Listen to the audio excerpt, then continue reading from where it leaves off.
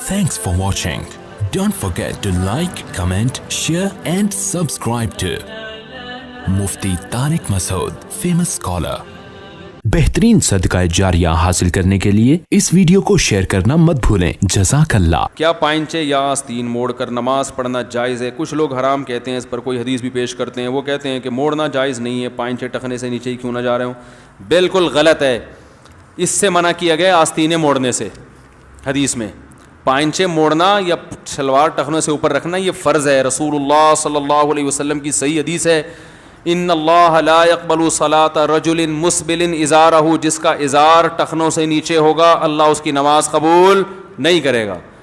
तो वही बात है कि ख़ुद इस्लाम के हिसाब से बन नहीं पाते तो इस्लाम को अपने हिसाब से बनाना शुरू कर देते हैं। अब चूँकि टखने खोलते हुए शर्म आती है पब्लिक को, लोग क्या कहेंगे, लड़की वाले कहेंगे ये आ गया, देखो टखने ऊपर है तो फुल मुल्ला लग रहा है। तो अब आपको चूँकि शर्म आ रही है तो बजाय इसके मॉडर्न बनने की कोशिश कर रहे हैं, तो बजाय इसके कि तौबा इस्तिग़फ़ार करें, हदीसों को ही घुमा दिया। आप सल्लल्लाहु अलैहि वसल्लम की पिंडली, आपका इज़ार कभी टखने से नीचे नहीं गया है। किसी सहाबी का इज़ार कभी टखने से नीचे नहीं गया है, हत्ता कि अबू बकर रज़ी अल्लाह तआला अन्हु का इज़ार भी नहीं गया। और हज़रत उमर तो देखते थे किसी का इज़ार, अगर इज़ार यानी कोई भी जो ऊपर से आने वाले कपड़े को कहा, जिसमें पैंट भी दाखिल है, शलवार भी दाखिल है, जुब्बा भी दाखिल है, हज़रत उमर देखते ना तो कोड़े से उसके टखनों पे मारते थे। तो इसलिए इस्लाम का ये हुक्म है। आपको अगर कोई मजबूरी है तो एक अलग बात है, मजबूरी के हकाम अलग होते हैं। बाज़ दफ़ा ऑफिस में मजबूरी होती है, वो ड्रेस वो यानी बॉस की तरफ से इजाज़त ही नहीं होती, वो जॉब से निकाल देगा। या आर्मी में बाज़ दफ़ा फ़ौजियों को ज़रूरत होती है कि वो तो हर मिजाज का आदमी नहीं होता ना, तो वो जॉब से निकाल देगा। ऐसी मजबूरी के अहकाम अलग हैं, लेकिन नॉर्मली किसी के लिए इसकी इजाज़त नहीं है। तो ये एक इस दौर की बिदअत है कि इस तरह का एक फ़तवा आजकल चल रहा है कि जी फोल्ड नहीं करो, तो फोल्ड करना पड़ेगा आपको। बाकी आस्तीनें नहीं मोड़ सकते।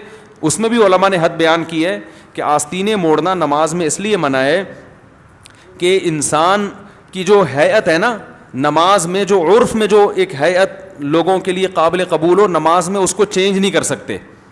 जैसे कोई उल्टी कमीज़ पहन के नमाज पढ़े, तो इसलिए उलमा कहते हैं कि आस्तीनें अगर कोहनियों से नीचे नीचे मोड़ ले तो भी गलत नहीं है, क्योंकि इससे हैत चेंज नहीं होती, बल्कि ये रिवाज है।